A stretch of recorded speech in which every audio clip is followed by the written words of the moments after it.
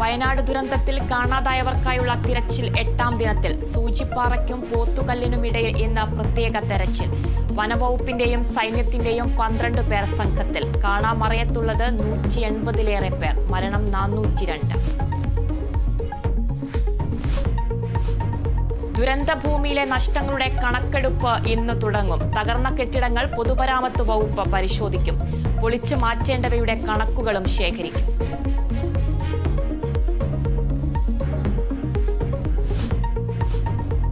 ഇടുക്കി പെട്ടിമുടി ഉരുൾപൊട്ടൽ ദുരന്തത്തിന് ഇന്ന് 4 ആണ്ട്. ദുരന്തത്തിൽ മൺമറഞ്ഞത് 70 പേർ. അതിജീവിച്ചവർ ജീവിതം തിരികെ പിടിക്കാനുള്ള ശ്രമത്തിൽ. കേന്ദ്ര ഗവൺമെന്റ് പ്രഖ്യാപിച്ച 2 ലക്ഷം രൂപ പാഴ്വാക്കായി.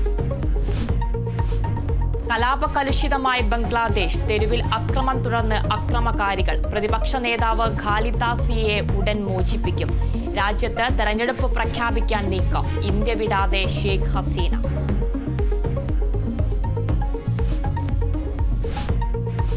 പാരീസ് ഒളിമ്പിക്സിൽ മെഡൽ പ്രതീക്ഷകളുമായി ഇന്ത്യ. പുരുഷ വിഭാഗം ഹോക്കിയിൽ ഫൈനൽ ഉറപ്പിക്കാൻ ഇന്നിറങ്ങും. ജാവലിംഗ് ത്രോയിൽ നീരജ് ചോപ്രയുടെ യോഗ്യതാ മത്സരം ഇന്ന്. ഗുസ്തിയിൽ വിനേഷ് ഫോഗട്ടും കളത്തിലിറങ്ങും.